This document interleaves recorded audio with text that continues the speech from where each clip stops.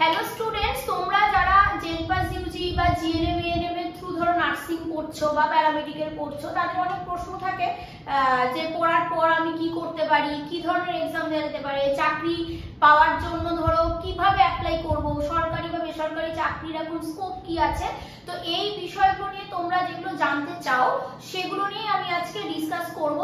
ও আমারই একজন স্টুডেন্ট যে অলরেডি জিএনএম নার্সিং ও পাস করে গেছে, ঠিক আছে, তবে পাস করেও এখন অলরেডি জব করছে নার্স হিসাবে। তো কি করে ওর এই জার্নিটা ছিল, ও কিভাবে ধরো এন্ট্রান্স এক্সাম দিয়েছে, জিএনএম ক্র্যাক করেছে, দেন ওটা কোর্স কমপ্লিট করে এখন ও অলরেডি নার্সিং এর জব করছে। তো এই পাথওয়েটা কি ছিল, কিরকম ছিল, কিভাবে প্রিপারেশন নিতে হয়েছে, ওর মানে কি বলে এক্সপিরিয়েন্স গুলো আমি তোমাদের সঙ্গে শেয়ার করব। তাহলে আশা করি তোমাদেরও যে ডাউট গুলো আছে, যে জিজ্ঞাসাগুলো আছে, অনেকটাই তোমাদের কাছে হেল্প হবে। তো তুই নাম বল আর কোথা থেকে পড়েছিস, জিএনএম বল। আমি বিতানি মন্ডল, আমি এখন স্টাফ নার্স হিসেবে জয়েন করেছি হাওড়ার একটা হসপিটালে, একটা নার্সিং হোমে। তো আমি পড়াশোনা কমপ্লিট করেছি ব্যাঙ্গালোর থেকে, ওখানে Shri Venkateswara college of nursing থেকে আমি পাস আউট করেছি। তো করে ওখানে 3 বছরের কোর্স, তারপরে ইন্টার্নশিপ করেছি আমি নাসিকে মেডিকভারের ইন্টার্নশিপ করে সেখান থেকে সার্টিফিকেট নিয়ে তারপর আমি এখানে জয়েন করেছি। আচ্ছা, তো এবার অনেকেই না জানতে চায় তোর যে মানে ওই ব্যাঙ্গালোরে নার্সিং কিভাবে পড়ানো হয়। মানে অনেক সময় দেখেছি আমরা, অনেক আগে মানে বিশেষ করে এখন না হলো না, বছর ধর 2-3 আগে এই ব্যাপারগুলো খুব দেখতাম, বলতো যে ব্যাঙ্গালোরে নার্সিং প্রপারলি হয়তো শেখানো হচ্ছে না, কি প্র্যাকটিক্যাল হচ্ছে না, বা পাস করার পরেও জব যে সবাই পাচ্ছে এরকম ব্যাপার নয়। তো তোর কি মনে হয়, মানে তুই যে ওখানে কোর্স করলি সেখানে কি তোর এক্সপেরিয়েন্সটা কিরকম, মানে ওখানে পড়ার অ্যাটমসফিয়ার কিরকম, ব্যাপারটা বা প্র্যাকটিক্যাল? ভালো, কিন্তু সব কলেজ তো সব রকমের হয় না, তো ওটা আমাদের মানে আগে থেকে রিসার্চ করে যেতে হবে যে আমি এই কলেজে পড়বো, এই কলেজে কোনো পাস আউট স্টুডেন্টের সাথে কথা বলবো যে কিরকম কি পড়ায়, ঠিক কলেজ যাচ্ছি কিনা। কারণ ব্যাঙ্গালোরে এত কলেজ যে কোনটা শর্ট কলেজ আর কোনটা এই কলেজ মানে আমরা ঠিক বুঝতে পারি না। পাস আউট স্টুডেন্টের সাথে আমাদের কন্টাক্ট করতে হবে যে হ্যাঁ আমার এই দাদাটা পড়েছে, দিদিটা পড়েছে, আমি কিরকম ফ্যাকাল্টিও অবশ্যই ফ্যাকাল্টি তো খুব বেশি ইম্পর্টেন্ট। কারণ আমরা একটা প্রফেশনাল কোর্স করছি, যেখানে প্রফেশনাল কোর্স আমরা বাকি কোথাও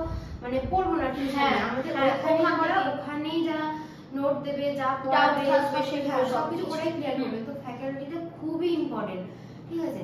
এবার যেরকম নোট দেবে সেই নোটেই আমরা মানে পড়ে আমাদের সেটাই হয়ে যায়। আর যারা বই কিনতে হয়, কিছু বই কিনতে হয়, সেগুলো যেন নিজের পার্সোনাল ব্যাপার, ওগুলো বইগুলো কিনে বা কি বই সেরকম টিচাররাই সাজেস্ট করে, ফ্যাকাল্টিরাই সাজেস্ট করে যে কি বই কিনবে, কি বই পড়বে, ওনারা যেটা ফলো করে। মানে তাই জন্য ফ্যাকাল্টি কিরকম আছে না আছে সেটা খুবই ইম্পর্টেন্ট।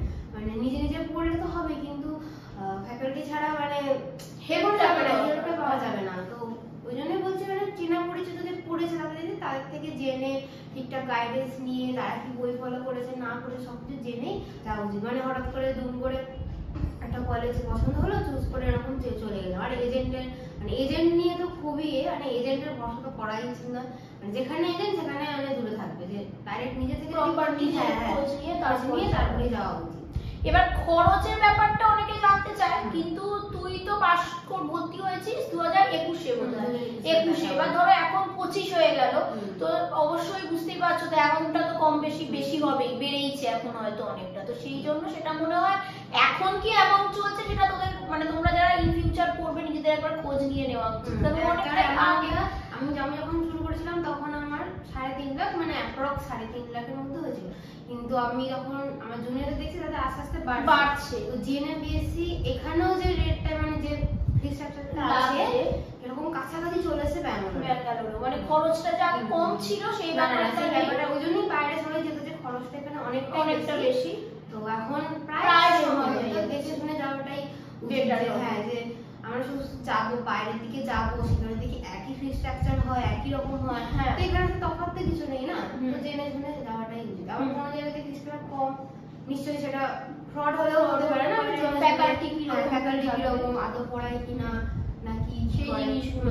প্র্যাকটিক্যালটা তো আছে, যে প্র্যাকটিক্যাল হচ্ছে থিওরি তো আমরা পড়লাম, এবার হচ্ছে যখন আমরা জব করবো তখন তো আমাদের বেড সাইডের কাজ করতে হবে, পেশেন্ট নিয়ে ডিল করতে হবে, পার্টি নিয়ে ডিল করতে হবে। তো সেটা তো আর কলেজে শেখাবে না, সেটা যখন প্র্যাকটিক্যালি করবো তখন প্র্যাকটিক্যালটা খুবই ইম্পর্টেন্ট, যে আমরা ডিল করতে পারবো একটা পেশেন্টের সাথে, সেই ব্যাপার থিওরিতে সবটা তো পাওয়া যায় না, প্র্যাকটিক্যালি কি হয় না হয়, তো প্র্যাকটিক্যালটা কোথায় করাচ্ছে, কোন হসপিটালে নিয়ে যায়, কোন নার্সিং হোমে নিয়ে যায়, কোথায় ইন্টার্নশিপ দেয়, তো এক্সপোজারটা খুব দরকার, মানে যত এক্সপেরিয়েন্স হবে ফিল্ডে নেমে কাজ করতে জানা যাবে। সেটাই, সবসময় ফিল্ডে নেমে ফিল্ডে কি হচ্ছে না হচ্ছে সেটা নলেজ অবশ্যই থাকতে হবে। হয়তো স্টুডেন্ট হিসেবে সেই নলেজ থাকবে না, ততক্ষণ অ্যাজ এ প্রফেশনাল আমি যাচ্ছি, কিন্তু তাও একটা কাঠামো তো আমাদের ব্রেনে থাকবে যে হ্যাঁ এইরকম ব্যাপারটা হয়, এরকম হতে পারে। সেটাই। আর ধর তুই যদি ব্যাঙ্গালোরে পড়েছিস, তারপর সেখান থেকে তোকে ওয়েস্ট বেঙ্গলে তুই চাইছিস এখন জব করতে, তো সেটার জন্য রেসিপ্রোকাল নার্সিং এর মানে রেজিস্ট্রেশনের দরকার পড়ে। ওটা কি প্রসেস আছে অ্যাপ্লাই করার, মানে রেসিপ্রোকাল নার্সিং সার্টিফিকেটের জন্য? তো হচ্ছে আমি যে কলেজটা পড়েছি, মানে যে কলেজে আর কি পড়বে সেই কলেজ হচ্ছে আইএনসি হওয়াটা দরকার। ঠিক আছে, আইএনসি কেউ দিল্লিতে পড়লো, কেউ উড়িষ্যায় পড়লো, তাদের তো বোর্ড আছেই, দিল্লি বোর্ড, উড়িষ্যা বোর্ড, আমি যখন বলছি কর্ণাটকা বোর্ড, তাহলে তো বোর্ডের আন্ডারে থাকবে, কিন্তু আইএনসি অ্যাপ্রুভালটা থাকতে হবে। আইএনসি অ্যাপ্রুভাল যদি না পাই, আমি ঠিক যে স্টেটে পড়েছি সেই স্টেটে কাজ করতে পারবো। আচ্ছা, বাইরে স্টেটে পারবো না। তো ওইটাও দেখে নিতে হবে যে আইএনসি আছে কিনা, কলেজটা আইএনসির একটা তোমার ওয়েবসাইটে গিয়ে লিস্টটা থাকে, ওই লিস্টে ভিডিও দেখতে হবে যে আদৌ আইএনসি অ্যাপ্রুভাল করছে কিনা, তো এগুলো দেখে নিতে হবে। তো যাই হোক আমারটা আইএনসি আন্ডারে ছিল। তো তারপরে যখন আমি বাইরে করলাম না, কারণ হচ্ছে প্রথম কথা হচ্ছে আমাকে ওয়েস্ট বেঙ্গলে এটা নিতে হবে, কারণ বাইরে আমি যে এক্সপিরিয়েন্স নিয়ে এসেছি, আমি নাসিকে যে 6 মাসে ছিলাম, আমার হ্যাঁ আমি বাইরের এক্সপিরিয়েন্স আমার আছে, কিন্তু আমার নিজের নেটিভে যে এক্সপিরিয়েন্স আছে সেটা আমার কাছে নিতে হবে। আর নেটিভ এক্সপিরিয়েন্স না হলে, মানে কোনো এখানকার কোনো হসপিটালে যদি এক্সপিরিয়েন্স না হয়, তাহলে আমি এক্সপিরিয়েন্স সার্টিফিকেট পাবো না। তারপরে হচ্ছে যে রেসিপ্রোকাল যেটা আমি করতে চাই, সেটার জন্য আমি এগোতে পারবো না। এখানে যতদিন কাজ করব, 6 মাসে একটা পে স্লিপ দেয়, পে স্লিপ দিল যে আমি এখানে কাজ করেছি, আমি এখানে স্যালারি পেয়েছি, পে স্লিপ আর স্টিল ওয়ার্কিং সার্টিফিকেট। আচ্ছা, মানে তুই ওয়েস্ট বেঙ্গলের রেসিপ্রোকাল নার্সিং এর রেজিস্ট্রেশন করতে হলে আগে আমাকে 6 মাস ওয়েস্ট বেঙ্গলের কোনো না কোনো নার্সিং হোমে বা হসপিটালে চাকরি করতে হবে, দেন অ্যাপ্লাই করতে হবে। আচ্ছা, এবার সব হসপিটাল কি করে, ওদের কিছু প্রোটোকল থাকে যে না আমরা কিছুদিন পর পে স্লিপ দেবো বা 6 মাস পর দেবো, বা এরকম ওদের অনেক রকম প্রোটোকল থাকে, সেই প্রোটোকলগুলো মানতে হবে, সেখানে আমরা কিছু করাশন করে পারবো না। তো যেরকম যে হসপিটালে যেরকম করে যে নাকি 6 মাস পরে দিয়ে দেয়, কে বলে না আগে 6 মাস তুমি করো তারপরে তোমাকে পে স্লিপটা স্টার্ট করবো, ওটা ওদের নির্ভর করে, কিন্তু আমাকে হসপিটালে কাজ করতে হবে। ঠিক আছে, এই ওয়েস্ট বেঙ্গলে একটা ব্যাপার থাকে, মানে এটা সবাই ইগনোর করে, অনেকে মানতে চায় না। ওয়েস্ট বেঙ্গলে এক্সপিরিয়েন্স নিয়ে মানে অল ইন্ডিয়া যে কোনো ওরা অ্যাকসেপ্ট করে নেবে, ওদের কোনো ব্যাপার না, কিন্তু বাইরের কোনো এক্সপিরিয়েন্স যদি ওয়েস্ট বেঙ্গলে আসি, ওরা ঠিক জিনিসটাকে ঠিক এভাবে দেখে না। ঠিক আছে, ওদের ওয়েস্ট বেঙ্গলে কোথাও এক্সপিরিয়েন্স ছিল, হ্যাঁ সেটা ওয়েস্ট বেঙ্গলে নিয়ে গেছে, করেছে সে, কিন্তু বাইরের এক্সপিরিয়েন্স ওরা অতটা গ্রাহ্য করে, যেটা আমার আমি একদম মানে পাস আউট করে একদম ওয়েস্ট বেঙ্গলে জয়েন করি, বাইরে কোথাও কাজ করিনি। ঠিক আছে, এবার অনেকে আছে আমার মানে কলিগসরা আর কি, সিনিয়র আর কি, সিনিয়র সিস্টার যারা আছে, তারা হচ্ছে বাইরে ট্রেনিং করে আবার জয়েন করেছে এখানে, যে এখানে মানে তাদের এক্সপিরিয়েন্সটা সেইভাবে আর কি দেখে না যে হ্যাঁ বাইরে করেছে, অবশ্যই তার এক্সপিরিয়েন্স আছে, কিন্তু সেভাবে ওরা গ্রাহ্যটা করে না। আচ্ছা হচ্ছে ব্যাপার। আচ্ছা, আর এমনিতে পড়াশোনায় চাপ কতটা, মানে অনেক ছেলেমেয়েরা এটাতে ভয় পাচ্ছে কি যে প্রচুর প্র্যাকটিক্যাল করতে হবে, ম্যাম কি করব, কি এত থিওরি, মানে প্রচুর, মানে এরকম আমি দেখেছি আমার ভিডিওতে ধর কমেন্ট করেছে যে ম্যাম আপনারা সবাই বলেছেন বা আমিও ভেবেছি নার্সিং পড়বো, তো নার্সিং এ ভর্তি হয়ে গেছি, এখন তো মানে এত চাপ যে আমি কি করবো বুঝতে পারছি না, এরকম একটা ব্যাপার, কেন নার্সিং পড়তে এলাম, তো এতটাই কি চাপ আছে, কি ব্যাপারটা পড়াশোনার লাইফটার কথা বলছি। চাপ তো আছে, তুমি যে প্রফেশনেই যাও না কেন, সব প্রফেশন চাই, কেউ যদি এখন নর্মাল যারা অনার্সে করছে তাদেরও একটা চাপ, তাদের চাপ নেই, তাদেরও চাপ, ইঞ্জিনিয়ারিং বলে সে বলে ইঞ্জিনিয়ারিং করতে হবে না, যে নার্সিং বলে সে বলে নার্সিং করতে হবে না, তাহলে পড়বেটাই, সব জায়গা দিয়ে নিজস্ব একটা চাপ আছে, সেভাবে না এই জিনিসটা বেশি চাপ,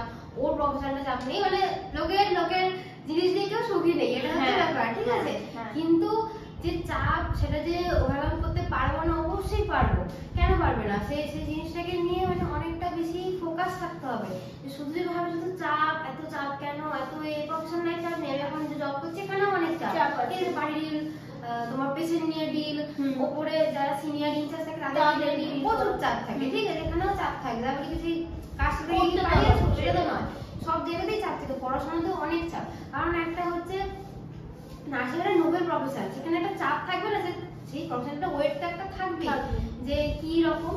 তো ব্যাপারটা হচ্ছে এইখানে মানে সাবজেক্টগুলো কঠিন, আমি বলছি না সহজ, ঠিক আছে কঠিন, কিন্তু কিছু মানে ট্রিক্স নিয়ে এই জিনিসটাকে পড়তে হবে, লিখতে হবে। যেমন হচ্ছে আমাদের অনেক কিছু ভাগ ভাগ থাকে, ঠিক আছে, যেমন হচ্ছে তোমার পরীক্ষা যেমন দিতে হয় মানে পুরোটা 100 ঠিক আছে, সেরকম যে 70 নম্বর যে আমরা পরীক্ষাটা দেবো, রিটেনটা দেবো, তো ওটার মধ্যে পুরো লেখা থাকবে, ঠিক আছে, শর্ট কোয়েশ্চেন বড় কোয়েশ্চেন মিলিয়ে যেরকম থাকে। এখন তো সেমিস্টার হয়ে গেছে, ঠিক আছে, এখন সেমিস্টার ওয়াইজ হয়ে গেছে, সেরকমই থাকবে। তো যে আমি থরলি পড়ে গেলাম, মুখস্থ করে গেলাম, লিখে এলাম, ওটা একটু নয়। এইখানে মেন হচ্ছে প্রেজেন্টেশন, ঠিক আছে, কনফিডেন্ট আর প্রেজেন্টেশন নিয়েই মানে পুরোই এটা চলে, ঠিক আছে। আমি কতটা কনফিডেন্টলি জিনিসটা লিখছি যে হ্যাঁ এটা যেটা লিখছি আমি একটা লাইনে যদি লিখি ওই লাইনের মধ্যে যেন কোনো ইম্পর্টেন্ট পয়েন্ট থাকে। আমি এতখানি লিখে ফেললাম তার মধ্যে কোনো রকমের কিছু নেই, মানে ইম্পর্টেন্ট কোনো পয়েন্ট নেই, বা কিছু কিছু টার্ম থাকে আমাদের যে নার্সিং যে টার্মগুলো থাকে সেইগুলো যদি আমি না ইউজ করি, আমি আমার মধ্যে লিখে গেলাম, সেগুলো হবে না, ঠিক আছে। সেই টার্মগুলো ট্রিক্সগুলো ইউজ করে করে লিখতে হবে। মানে এই যদি ইউজ করে করে যদি কেউ পড়ে, গ্রুপ স্টাডি, হ্যাঁ আরেকটা ইম্পর্টেন্ট হচ্ছে আমাদের গ্রুপ স্টাডি করে যদি কেউ পড়ে, এই একটা কথা বলবো একটা কথা বলে, গ্রুপ স্টাডি একা যদি কেউ পড়তে শুরু করে না, কোনোদিনও সিলেবাস শেষ করতে পারবে না। যে কোনোদিনও সিলেবাস শেষ করতে যদি হবে আমি একা পড়ে সিলেবাস শেষ করবো, গ্রুপ স্টাডি করা, তারপর আলোচনা করা, ডাউট থাকলে যে ডাউটগুলো আলাদা করে নোট করে রাখা, পরে সেটা ক্লাস হলে প্রফেশনাল ক্লাস যেমন হয় আমাদের ডাউট ক্লিয়ারিং, সেরকম তখন বলা, সেইগুলো রেসপন্স করা, ঠিক আছে, এইগুলো করতে থাকতে হবে। এইগুলো যদি কেউ না করে ভাবে শুধু পড়বো, পড়লেই আমার হয়ে যাবে, পড়লেই পরীক্ষা পাস করে যাবো, আমার কিছু লাগবে না, হবে না, ঠিক আছে। এই প্রফেশনে খুব কথা বলতে হয়, ঠিক আছে, কমিউনিকেশন, হ্যাঁ প্রচুর মানে ইমপ্রুভ কমিউনিকেশন থাকতে, মানে যত কমিউনিকেশন করো এখন আরো ইমপ্রুভ করতে হবে যে হ্যাঁ আমি আরো মানুষের সাথে করে কথা বলবো, কি করে পেশেন্টটাকে ইয়ে করবো। এবার নিজে জানলেই হলো না, ঠিক আছে। অনেকে থাকে যে আমি পড়লাম আমি কারোর সাথে আলোচনা করবো না, কিন্তু আলোচনা করতে হবে, আমাদের প্রফেশনেই আছে। আমি জিনিসটা জানলাম, আমি সেই বাড়িটাকে চালাতে পারলাম কিনা, পেশেন্টকে সেটা বোঝাতে পারলাম কেন, আমি কেন এই প্রসেসটা করছি, কি ব্যাপার, না আমি নিজে জানলে হবে না, আমাকে বোঝাতে হবে। শুধু স্টুডেন্ট লাইফে না, আমি প্রফেশনাল সেটা কাজে লাগাতে হবে। তো সুতরাং আমি পড়ে ফেললাম পরীক্ষার জন্য, আমার আর লাগবে না, এটা নয়, এটা পুরো একদম মন থেকে মনে রাখতে হবে, মনের মধ্যে ঢোকাতে হবে যে হ্যাঁ এই জিনিসটা আমার প্রফেশনাল লাগবে, ঠিক আছে। তো এই জিনিসগুলো মেইনটেইন করতে হবে, প্রিপেয়ার করতে হবে। আর ধর জিএনএম এর পর যদি কেউ প্রাইভেটে, তো একটা তুই বললি যে অ্যাপ্লাই করা যায়, তো প্রাইভেটে অ্যাপ্লাই করার প্রসেসটা কি, মানে কোনো হসপিটাল বা নার্সিং হোমে তো প্রাইভেটে আমি চাইছি জব করব নার্স হিসাবে, তো করতে কি হয়, মানে কিভাবে অ্যাপ্রোচ করতে হয়?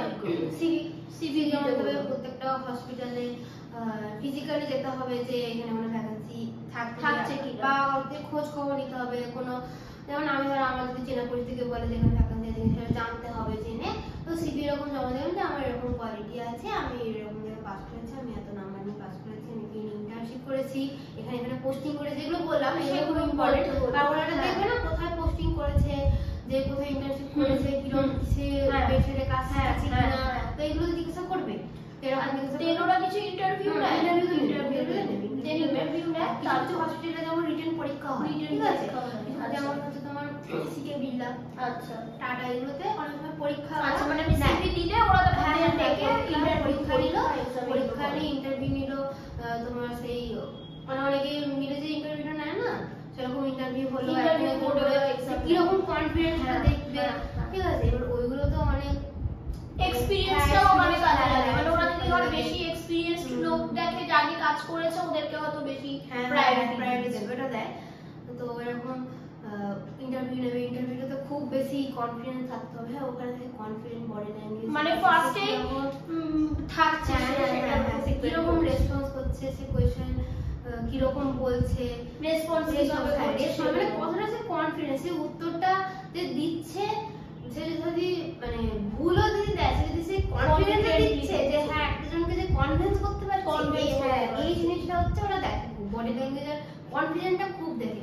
ওখানে যদি নার্ভাস হয়ে যায় ওখানেই ওরা মাইনাস মার্কিং করতে শুরু করে। আর এমনিতেও ধর মানে জিএনএম পাস করলাম, এবার করার সঙ্গে সঙ্গে তো অ্যাজ এ ফ্রেশার্স খুব ভালো নার্সিং হোম বা মানে একদম টপ ক্লাস হসপিটালে হয়তো আমাকে চান্স দিচ্ছে না, তো সেই ক্ষেত্রে কোনো যদি একটু তার থেকে হয়তো ছোট কোনো নার্সিং হোম আছে বা পরিচিত, সেখানেও জয়েন করে তার সার্টিফিকেট তুই পেলি 1 বছর কি 2 বছর কাজ করে দেন তখন হয়তো তুই বড় জায়গাগুলোতে অ্যাপ্লাই করতে পারছিস, সেই ব্যাপারটাও থাকছে, তাই তো? একবার সবাই ভাবে যে একদম একদম প্রথমেই আমি বড় কোথাও মানে কোথাও জয়েন করবো, জয়েন দরকার নেই, জয়েন করা তো অত চাপ নেওয়ার দরকার নেই।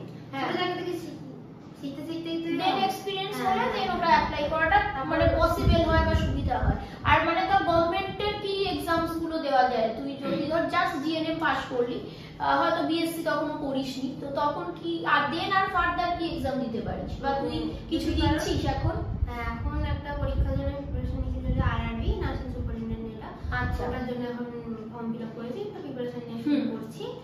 তো এটা হচ্ছে সেন্ট্রাল গভর্নমেন্ট বলে আমি দিতে পারছি। যেগুলো রেসিপ্রোকাল থাকে তারা এখন যে রিক্রুটমেন্ট এটা হয়েছে, ফর্ম ফিল আপ বোধহয় হয়ে গেছে। আচ্ছা, ওয়েস্ট বেঙ্গলে যেগুলো ওটা রেসিপ্রোকাল হবার পর তবে দেওয়া যাবে। তারপর যারা এখানে বা এখান থেকে নার্সিং যারা করেছে, যদি ওয়েস্ট বেঙ্গল রেজিস্ট্রেশন আছে, আচ্ছা, তারা এগুলো দিতে পারবে, সিএইচও দিতে পারবে। আচ্ছা, তারপর ওই নর্থ সেটটাও দিতে পারবে। নর্থ সেটটা তো এইমস, ওটা অল ইন্ডিয়া, ওটা সবাই দিতে পারবে, ওইটা দিতে পারবে। তারপরে আর পোস্ট বেসিক যদি কেউ করতে চায় ওটা করতে জন্য ওটা অ্যাপ্লাই করতে পারে। কারণ এটা থাকে না যে জিএনএম বললাম, জিএনএম বলে বিএসসি করে টিচিং লাইনে মাস্টার্স করে সেটা করতে পারে, টিচিং লাইনে যেতে পারে। তো এরকম অনেক রকমের প্রফেশন মানে শিফট করা যেতে হসপিটাল কাজই করবে এরকম না, টিচিং লাইনে যদি কারোর পছন্দ থাকে সেটাতেও সে যেতে পারে। তো এইটা তো গেল হচ্ছে ধর তো পুরো পড়াশোনার ব্যাপারটা। এবার যদি তুই বলিস তুই তো এখন অলরেডি ওয়ার্কিং, তো তাহলে মানে কাজের জায়গায় এক্সপেরিয়েন্সটা কি হচ্ছে তাহলে সেটা একটু বল, মানে চাপ কিরকম বা পেশেন্ট ডিল করতে গিয়ে কিছু এক্সপেরিয়েন্স কি হচ্ছে এটা যদি একটু আইডিয়া দিস। এবার সব জায়গায় চাপ একরকম না, ঠিক আছে? কোনো জায়গায় যেমন হচ্ছে আমি বলছি এনএবিএ যদি অ্যাপ্লিকেশন থাকে সেসব হসপিটালে প্রচুর প্রোটোকল তৈরি হয়, ঠিক আছে? যারা যদি এনডি লেভেলে থাকে, দুটো এনএবিএ এর দুটো লেভেল হয়, একটা ফাইনাল লেভেল, একটা এনডি লেভেল, ঠিক আছে? দু রকম লোগো হয়। আচ্ছা, তো যখন এনডি লেভেলে কোনো হসপিটাল যদি রান করে, ঠিক আছে? এন্ট্রি লেভেল বলতে এন্ট্রি, আচ্ছা, মানে ফার্স্ট তুই ওখানে জয়েন করছিস। আচ্ছা, মানে এনএবিএ এর আন্ডারে ওরা জাস্ট যাচ্ছে, এন্ট্রি হয়েছে, ফাইনাল লেভেল এখন পৌঁছায়। আচ্ছা, এবার ওখানে অ্যাগ্রিগেশন থেকে তো দেখে যে কি মানে ওটার একটা গোল থাকে, এনএবিএস এর হচ্ছে যে সবাই পায় না, তো গোল হচ্ছে সেফটি এন্ড কোয়ালিটি, ঠিক আছে? এই ব্যাপারটার মধ্যে যে হসপিটালটা মেইনটেইন করছে কিনা, ডকুমেন্টেশন মেইনটেইন করছে কিনা, যেখানে যেখানে যাদের পেশেন্ট আসছে, ওটি হচ্ছে, এই যে সব ডকুমেন্টেশনটা মেইনটেইন হচ্ছে কিনা, তো এগুলো ওরা দেখে, ঠিক আছে? তবে যারা এনটিএমএল যে সব হসপিটালগুলো থাকে তাতে প্রচুর প্রোটোকল থাকে, ঠিক আছে? বিভিন্ন রকম প্রোটোকল থাকে। আর যারা অলরেডি পেয়ে যায় তাদের হয়তো সেই জিনিসটা হ্যাবিট হয়ে যায়, ঠিক আছে? অত নতুন নতুন জিনিস অ্যাড হয় না। যতটা এনডি লেভেলে যতটা আমাদের নতুন জিনিস শেখায়, ওদের তো অলরেডি অ্যাড হয়ে গেছে, ওরা জিনিসটা হ্যাবিচুয়াল হয়ে যায়, আমরা সেটা হই না, ঠিক? যারা এনডি লেভেলে আছে, তো ভীষণ রকমের প্রোটোকল, ভীষণ রকমের পেপার ওয়ার্ক, প্রচুর কিছু করতে হয়, ঠিক আছে? পেশেন্ট কেয়ার তো আছেই, পেশেন্ট কেয়ার, পার্টি ডিল, প্রত্যেকটা জিনিসের কনসার্ন, সব থেকে মেন মানে যেটা শিখছি আর কি, কনসার্ন, এত কিছু পেপার ওয়ার্ক, সব কিছু মানে আলাদা আলাদা, মানে যে যে সেটিং এ যাবে, যে সেটআপে যাবে, সে সেটাপে শিখবে। মানে এটা আমি আলাদা করে বলতে পারবো না যে এরকমই কাজটা হয়। আচ্ছা, মানে যে যেখানে কাজ করছে সেটার উপর ডিপেন্ড করে, মানে আমি বলতে পারবো না যে এইরকম কাজই হয় নার্সিং এ, প্রফেশনে এইরকমই কাজ হয় বা এরকমই করতে হয়, এরকম না। মানে পেশেন্ট ডিলটা তো আছেই সব জায়গায়, তার সাথেও এক্সট্রা গুলো সেটা ডিপেন্ড করছে, সেটা হচ্ছে তোমার ম্যানেজমেন্টের উপর, যে হসপিটাল এখানে কি প্রোটোকল চলছে না চলছে, প্রত্যেকটা হসপিটাল প্রত্যেক রকমের প্রোটোকল। যতক্ষণ আমি সেই প্রফেশনে ঢুকবো ততক্ষণ আমি বুঝতে পারবো না যে কি কি রকমের করতে হবে বা কি কি চলছে এই বিষয়গুলো। আর কিছু তুই সাজেস্ট করবি মানে এরপর যারা ধর জিএনএম এর এক্সাম এই মান্থেই আছে, তো জিএনএম এর জন্য কি করে প্রিপারেশন নেওয়া উচিত, মানে জিএনএম এর যারা এন্ট্রান্স এক্সাম দেবে ওদের কিভাবে প্রিপারেশন নেওয়া উচিত যাতে সিলেক্ট হয়ে যায় আর কি? সিলেক্ট হয়ে যায় মানে এন্ট্রান্স এক্সাম, তো ওই জন্য হচ্ছে প্রচুর প্র্যাকটিস, ঠিক আছে? প্রচুর প্র্যাকটিস আর কনফিডেন্স, নেগেটিভ মার্কিং থাকে, হ্যাঁ, তো যতটা আর কি বলবো যে মানে এতটাই প্র্যাকটিস করতে যে নেগেটিভ মার্কিং গুলো কম, হ্যাঁ, মানে যেটা কনফিডেন্স থাকবে না সেটা যেন জিনিসটাকে এড়িয়ে যাওয়াই, ঠিক আছে? বেকার বেকার ওই দিয়ে দিলাম একটা, এরকম যেন না হয়, কারণ নেগেটিভ মার্ক অনেক মাইনাস হয়ে যায়। আমি দেখেছি অনেক মাইনাস হয়ে যায় নেগেটিভ মার্কিং এ ভুল উত্তর দিয়ে দিয়ে, তো অনেকটা প্র্যাকটিস করতে হবে। আর মানে ঠান্ডা মাথায় জিনিসটাকে বোঝার চেষ্টা, কনসেপ্টটা বোঝাতে খুব বেশি ইম্পর্টেন্ট, ঠিক আছে? যে নার্সিং এ হোক, নার্সিং এর আগে এন্ট্রান্স হোক, কনসেপ্টটা বোঝা খুব ইম্পর্টেন্ট। যদি আমি কনসেপ্টটা না বুঝি আমি কি কারণে পরীক্ষাটা দিচ্ছি সেই ব্যাপারটাই যদি আমি না বুঝি তাহলে সেই পরীক্ষার মানে কোনো থাকবে না। হ্যাঁ, তো এরকম। আর আর প্রচুর মানে পড়ে যাবো এরকম নয়, বাকি আরো ওখানে জেনারেল নলেজে থাকে, সেই জেনারেল নলেজ দেখা, তারপরে ইউটিউবে তো অনেক রকম তুমি তো ভিডিও করো, এরকম অনেক কিছু ফলো করা, তারপরে বাকি যারা ইন্টারেস্ট দিয়ে তাদের থেকে একটুখানি আইডিয়া নেওয়া যে কিভাবে কিরকম কোয়েশ্চেন দিতে পারে, কিরকম কি হতে পারে, বা সেই জায়গায় যদি অনেক ট্রিক্স অনেক রকম কাজে লাগায়, ঠিক আছে, যে এরকম কোয়েশ্চেন এরকম ট্রিক্স দিয়ে আমি এই কোয়েশ্চেনটা উত্তরটা দিতে পারবো, তো এরকম ট্রিক্সগুলো অল্প অল্প শেখা, ঠিক আছে। সবকিছু পরীক্ষা সময় সবচেয়ে বড় তো এই মানে তাড়াহুড়ো টাইম সাথে এরকম না করে ঠান্ডা মাথায় দেখে প্র্যাকটিস করে রাখাটা মেন দরকার। প্র্যাকটিসটা খুব ইম্পর্টেন্ট, কারণ এমসিকিউ তো যত প্র্যাকটিস করবে তত সেটা জিনিসটা মাথায় আসবে না। আর হচ্ছে তো প্রাইভেট কলেজ থেকে তুই ধর ব্যাঙ্গালোর থেকে পড়লি, বা তোর অনেক বন্ধু বান্ধবরাও নিশ্চয়ই আছে যারা হয়তো এখান থেকেও পড়েছে, এবার প্রাইভেট কলেজে পড়ার পর ওরা কি প্লেসমেন্ট দিচ্ছে, মানে হচ্ছে প্লেসমেন্ট দিচ্ছে, মানে তোদের ওটা কিছু সুযোগ ছিল ব্যাঙ্গালোরে? আমাকে দিয়েছিল পুনের একটা হসপিটাল থেকে প্লেসমেন্ট। আচ্ছা, মানে দিয়ে তুই সেটা করিস, আমি করে চলে আসতে চেয়েছিস বলে, কিন্তু প্লেসমেন্ট দিয়েছিলাম। আর যেখানে যাই ইন্টারভিউ হবে, ইন্টারভিউগুলো দেওয়ার খুব চেষ্টা করা উচিত, একটা এক্সপেরিয়েন্স হবে, মানে স্টুডেন্ট হিসেবে। আমি তো স্টুডেন্ট হিসেবেই দিয়েছি যে এটা দেবো না, কি হবে আমি করবো না, তো কিন্তু এক্সপেরিয়েন্স। আচ্ছা, মানে তুই ইন্টারভিউ বসেছিস? ইন্টারভিউ দিয়েছিলাম, হ্যাঁ, অনেকে গেছিলি ওখানে জয়েন করিস, মানে এখানেও প্রাইভেটে পড়লে পরে ওরা প্লেসমেন্ট দিচ্ছে। এবার হয়তো স্যালারি কিরকম সেটা কম বেশি হেরফের কিছু হচ্ছে, কোথায় আমি চাকরি পাচ্ছি তার উপর, কিন্তু প্লেসমেন্ট হচ্ছে।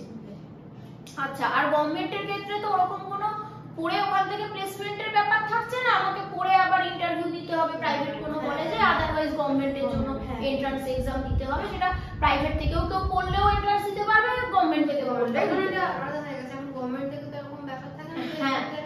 হ্যাঁ, আগে যেমন হতো গভর্নমেন্টে পড়ে গভর্নমেন্টে ওরকম ব্যাপারটা হয় না, এই গভর্নমেন্ট যেমন আসলে সেরকমের উপর এক্সাম দিতে হবে। তো আর কিছু বলার আছে ইন ফিউচার যারা এক্সাম দিচ্ছে? না, এইগুলোই, এই ব্যাপারগুলো। তাহলে আশা করি তোমাদের যেগুলো জানার ছিল মেন বিষয়, যে রেসিপ্রোকাল নার্সিং এর জন্য রেজিস্ট্রেশন কি করে করতে হয়, বা আমরা শুরুটা করব কি করে, জিএনএম পাস তো করে গেলাম, এবার দেন কিভাবে শুরু করব, যে প্রাইভেট কোনো কলেজে কি করে অ্যাপ্লাই করব, দেন গভর্নমেন্ট কি কি এক্সাম দেওয়া যেতে পারে ওইগুলো কি করে খোঁজ রাখবে, বুঝতে হবে যে মানে অনেকে যেমন থাকে পরীক্ষা দিয়ে কি হবে, হ্যাঁ সেটা দিতে হবে, এক্সপেরিয়েন্স দিতে হবে। যদি এক্সপেরিয়েন্স শুরু না করে আমি কি কোথাও যেটা পেয়ে যাবো, সেটা দিয়ে শুরু করতে হবে। হ্যাঁ, আর প্রফেশনাল কারো কোনো প্রফেশন পছন্দ না, ঠিক আছে, সবাই ভাবে যে এই প্রফেশনটা কেন এলাম, এই প্রফেশনটা না আগে ভালো হতো, অন্য কিছু করলে ভালো হতো। তো এই মাইন্ডসেটটা চেঞ্জ করতে হবে, যে কাজটা করছি ওটা ভালোবাসে, ওটা ভালোবাসে করতে হয়। ভালোবাসা না থাকলে মানে কোনো প্রফেশনই খারাপ লাগবে, সেটা কোনো কিছুই করা যাবে না। তো এই জিনিসগুলো মেনটেন করে চলতে হবে। তাহলে আশা করি তোমাদের যেগুলো ডাউটস ছিল, যেগুলো জানতে চাইতে, যে আমি জিএনএম বা জেনপাস কিউজি বিএসসি নার্সিংও যদি হয়, যে পড়ে তো নিচ্ছি, দেন আমার পাথটা কি হবে, কি করে এগোবো, তো আশা করি এই বিষয়গুলো অনেকটাই তোমাদের সলভ হয়েছে। আরো যদি কিছু জিজ্ঞাসা থাকে তোমরা অবশ্যই কমেন্টে জানাবে, তো সেগুলো ইন ফিউচার তোমাদের সঙ্গে আমি ভিডিও করে ডিসকাস করবো। তো সবাই ভালো করে প্রিপারেশন নিতে থাকো, যারা জিএনএম ইএনএম এর এক্সাম দেবে বা জেনপাসের এক্সাম দেবে, বা পড়ছো অলরেডি নার্সিং বা জিএনএম পড়ছো, তাদের সবার জন্য অল দ্য বেস্ট।